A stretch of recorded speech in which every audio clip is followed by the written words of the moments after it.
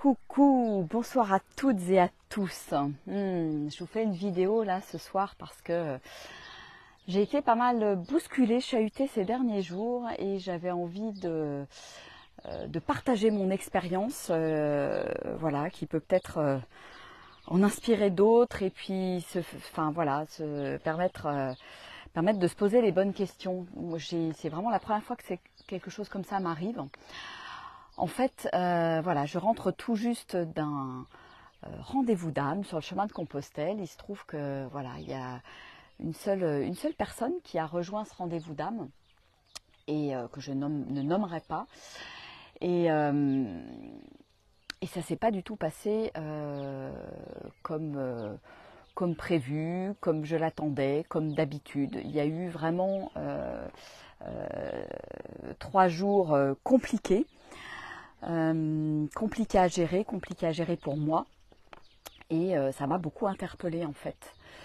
Et j'ai demandé à l'univers un petit peu une explication de tout ça, une compréhension, qu'est-ce que j'avais à comprendre de cette expérience. Et en fait, ce qui est arrivé, c'est que j'avais entendu, mon intuition m'avait dit, au moment où cette personne s'est inscrite et a dit « je viens », j'ai senti que mon intuition me disait qu'il y avait quelque chose qui n'était pas OK. Et contrairement à ce que je fais d'habitude, mon intuition, je ne l'ai pas écoutée. Je ne l'ai pas écoutée et quelque part, ben voilà, j'en ai un petit peu payé les pots cassés derrière. Et ça m'a pas mal chamboulée et chahutée. Ça m'a obligée à faire face en face de moi à des ascenseurs émotionnels. Ça m'a obligée, alors voilà ce que j'en retire comme expérience, et moi j'ai vraiment envie de garder le positif de cette expérience, même si ça n'a pas été facile à traverser. Et j'ai envie de vous le partager. Voilà, ça m'a permis de rester dans mon alignement. C'est comme si j'étais chahutée comment on appelle ça, les jouets des enfants, un culbuto, voilà, qui prend des secousses et qui doit sans arrêt quelque part revenir dans son équilibre et dans son alignement. Ça m'a demandé d'être très très zen, de rester dans cet alignement, de rester connecté à ma joie, qui ne dépend pas de l'extérieur mais qui est bien à l'intérieur. Et une joie qui ne dépend pas des tempêtes émotionnelles de l'autre à l'extérieur en fait. Donc j'ai envie déjà de remercier pour ça parce que ça me ramène, je dirais, sans arrêt à l'intérieur et ça construit ma confiance, ça construit ma force intérieure de ne pas me laisser ébranler en fait et de revenir en permanence dans mon centre. J'ai pu expérimenter aussi un désaccord Toltec, mais avec une expérimentation avec un grand E. Ne pas prendre les choses personnellement, voilà, quand la tempête émotionnelle fait rage en face. Comme des fois c'est tellement facile de rentrer dedans, de se laisser happer par l'énergie de l'autre. Et comment justement le fait de prendre ce recul, de voir la situation avec de la manière la plus extérieure possible pour garder aussi son centre, hein, vraiment, clairement. Donc oui, ne pas prendre les choses personnellement parce que oui, j'aurais pu rentrer moi aussi dans une tempête émotionnelle et là, ça aurait été la spirale négative, la spirale infernale et ça n'aurait pas du tout été cool. Ça m'a appris aussi à faire appel à mon masculin. Voilà, dans la gestion d'un groupe, je peux lâcher du lest, laisser beaucoup de liberté et ceux qui sont venus dans mes voyages peuvent en témoigner. Et en même temps, à certains moments, voilà, je suis garante du cadre, garante du respect de certains horaires, notamment par rapport à des gîtes, etc. Et en fait, j'étais assez fière de moi de poser ce cadre de manière, je dirais, cool, tranquille à l'intérieur de moi, sans avoir peur de ne pas être aimée, sans avoir peur du regard de l'autre, sans avoir peur de la réaction de l'autre, qui a été somme toute assez violente. Puisque la personne en face de moi, à partir du moment où j'ai posé ce cadre-là, est partie dans une colère, voilà, mais qui a été bénéfique puisque ça a permis d'arriver à l'heure et de déployer une énergie dans la marche qui n'était pas là tout le reste de la journée. Donc c'était somme toute très positif. Et donc voilà, ça m'a demandé d'être pleinement dans mon masculin, d'avoir cette capacité d'accueillir tout ce qui est, d'accueillir l'autre dans ses difficultés, dans l'émotionnel, etc., d'être dans le soutien, mais aussi à un moment donné de poser le cadre et de dire non mais là c'est comme ça, on n'a plus le temps, on est obligé d'y aller, on nous attend. Voilà. Je me suis aussi rendu compte que même avec un tout petit groupe, parce que même quand on est deux, et ben on forme quand même un groupe, et que j'ai fait trop confiance parce que voilà, ça m'est arrivé par ailleurs d'autres fois où ça s'est très très bien passé et ça se passe généralement très bien, mais là j'ai vu la limite de ne pas avoir posé de cadre dès le début, un cadre voilà, de fonctionnement par rapport à la marche, par rapport à comment on fonctionne l'une par rapport à l'autre. Voilà, c'est pour moi ce qui est important justement, c'est quand quelqu'un décide de venir marcher avec moi, c'est d'avoir cette conscience du groupe qui me semble importante, c'est-à-dire que je ne pars pas tout seul devant sans avoir conscience de ce qui se passe derrière.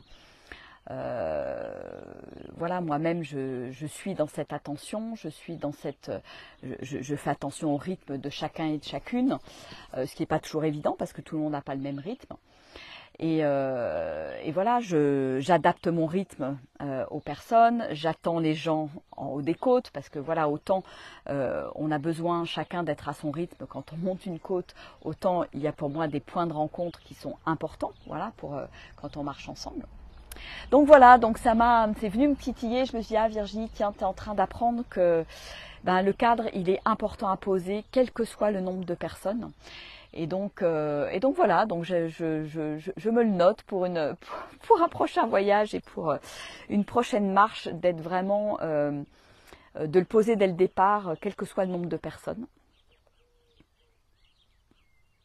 Donc pour moi, ce voyage a été difficile, mais très enseignant. Alors après, ben voilà, en prenant du recul aussi, j'ai pu profiter, j'ai pu savourer, j'ai pu m'émerveiller.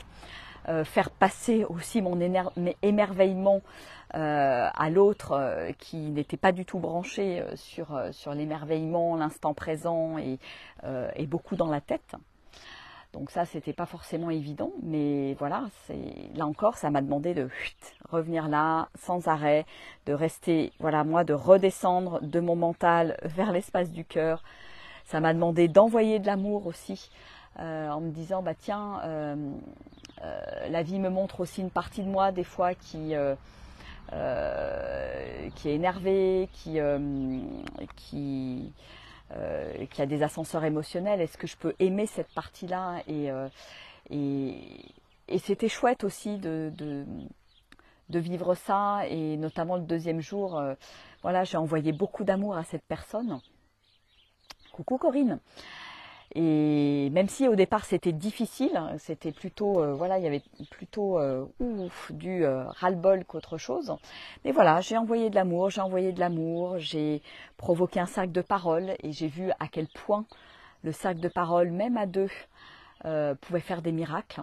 Donc vraiment, ça me conforte dans le fait de mettre les cercles de parole au cœur de mes voyages, au cœur de mes propositions, parce que ça résout tellement de choses, le fait de mettre des mots, de mettre de la communication, ça pète le ballon de baudruche et on peut ensuite se prendre dans les bras. Mais bon, là, ça n'a pas suffi. Voilà, il y a... de toute façon, après, à un moment donné, il faut être deux pour parler. Donc ça c'est sûr que à partir du moment où l'autre ferme la porte, c'est plus du tout possible. Et donc voilà, ça s'est terminé un peu bizarrement, comme jamais ça s'était terminé, mais je l'accueille et j'en tire vraiment tous les enseignements en me disant, je crois que cette personne m'a montré exactement ce que je n'avais plus du tout envie de vivre en fait, dans mes voyages, dans mes propositions. Je n'ai plus du tout envie d'être donc dans un mode de coaching. Donc je suis plus là pour être coach, pour accompagner. Donc cette personne n'avait pas vraiment compris, je dirais, l'essence même des rendez-vous d'âme, qui sont plus une rencontre d'âme, un échange. On est dans le même cercle, on partage de cœur à cœur, d'âme à âme. Moi, c'est vraiment ce à quoi j'aspire profondément. J'aspire à vraiment ces rencontres et pas quelqu'un qui vient chercher un sauveur, quelqu'un qui vient mettre à l'extérieur, je dirais, qui va chercher à l'extérieur, je dirais, une cause à ses maux et à ses tourments. Voilà, moi je ne veux plus dans mes voyages et dans mon espace des personnes qui sont dans le jugement, des personnes qui ne sont pas 100% responsables de leur acte, qui ne respectent pas le groupe. Voilà, ça m'aide vraiment à poser quelque chose dans l'univers et à dire non, c'est plus ok du tout. Je ne veux plus ces personnes-là dans mon univers. Et au contraire, à me dire, voilà, les gens, les êtres que j'ai envie d'accueillir aujourd'hui dans ces rendez-vous d'âme, dans les voyages, c'est vraiment des êtres qui accompagnent à l'élévation de conscience, qui ont déjà cheminé, qui sont 100% responsables de leurs émotions, de leurs actes, qui ont envie d'aller encore plus loin dans le partage, dans l'échange, dans la connexion de cœur à cœur, dans l'authenticité, dans le partage de soi en fait. Pas des gens qui sont fermés et qui ont peur je dirais, de se livrer, qui ont peur d'offrir qui ils sont, bien au contraire.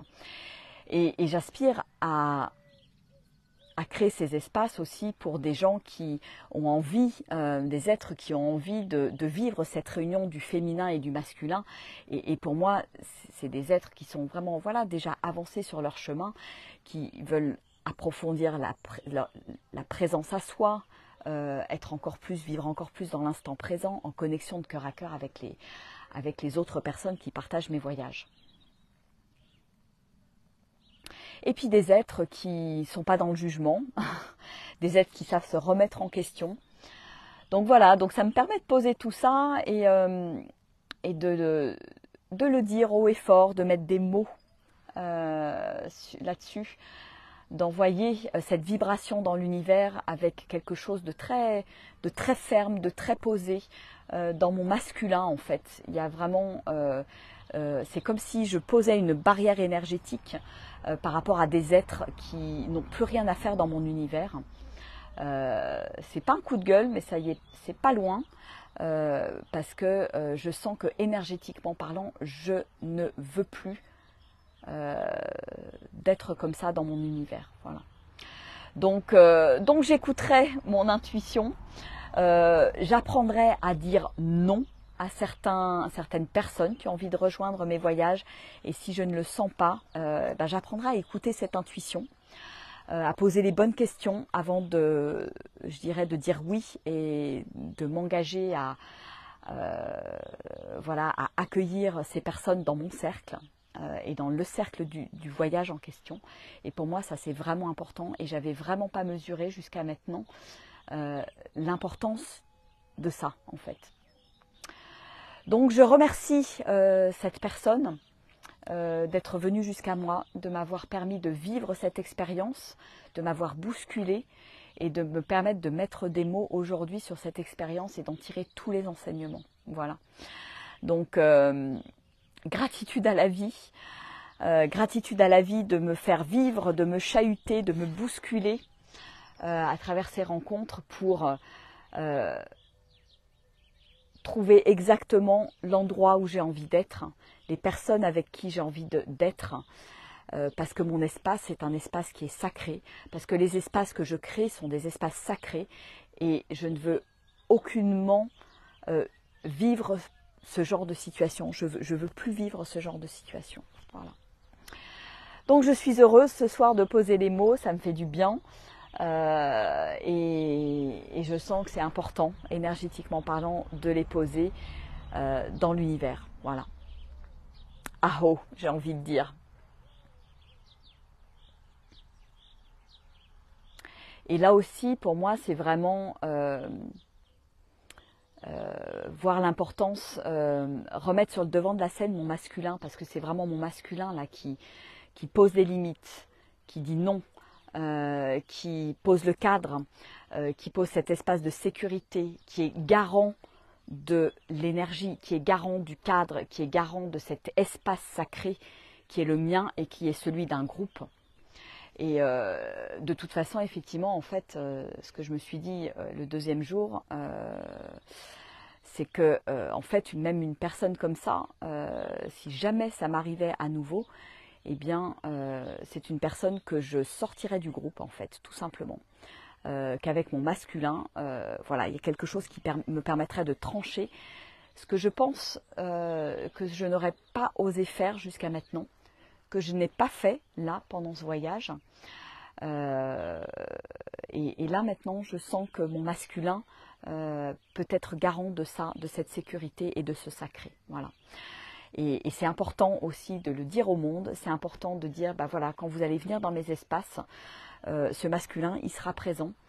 C'est pour cette raison aussi qu'à l'extérieur de moi, j'ai envie de co-créer avec des hommes, pour qu'il y ait à la fois cette énergie féminine, d'accueil, d'amour, de respect, de prendre soin, de care, comme on dit en anglais, et à la fois ce cadre sécurisant qui permet d'aller dans la profondeur tout en étant en sécurité, en se sentant profondément en sécurité dans mes espaces et les espaces que je vais co-créer avec un certain nombre d'hommes dans les mois à venir. Voilà.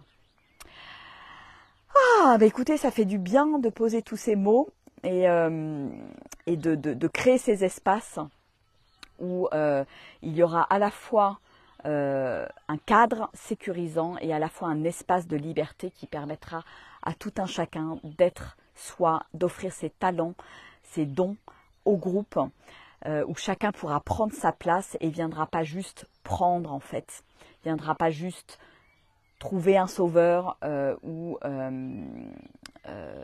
voilà, déstabiliser le groupe. Voilà. Bon, écoutez, je crois que la cloche m'appelle, les pèlerins m'appellent, voilà.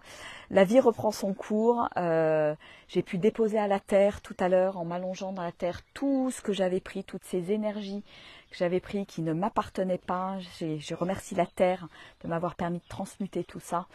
Je remercie la nature de m'avoir réjoui les papilles, les yeux, les sens pendant ces 3 jours, malgré ce contexte-là, voilà. J'étais dans l'émerveillement et ça pour moi c'est hyper important, ça n'a pas de prix. J'ai pu également connecter avec des personnes et des pèlerins merveilleux, merveilleuses sur le chemin et ça vraiment cadeau, cadeau, cadeau et c'est ça que j'ai envie de retenir de ces 3 jours, c'est tous ces enseignements, ces belles rencontres et cette nature merveilleuse qui a réjoui mon petit cœur. Voilà, voilà. Et donc d'un rendez-vous, les prochaines dates, ça sera du 13 au 15 juin, je ne sais plus, ou au 16 juin, je ne sais plus, ça doit être ça, du 13 au 16 juin, du jeudi au dimanche, hein, à chaque fois, au départ de Figeac, et ensuite du 10 au 14 octobre. Voilà, 2 prochaines dates de rendez-vous d'âme spéciales pour les entrepreneurs de cœur, les entrepreneurs qui participent à l'élévation de conscience. Voilà, créer des cadres qui permettent de se ressourcer, de se recharger, de prendre du recul, de co-créer, d'être ensemble, de se soutenir. Voilà. Donc ça, c'est les prochaines dates. Et il y aura également le voyage en Mongolie du 3 au 17 août que je co-organise avec Jean-Marc. On vous fera d'ailleurs une petite vidéo, un petit live la semaine prochaine pour vous partager un petit peu ce qui est là pour nous dans cette co-création, pour partager nos énergies et vous donner envie de nous rejoindre. Voilà. Je vous fais des gros bisous. Je vous embrasse bien fort et à très bientôt. Au revoir.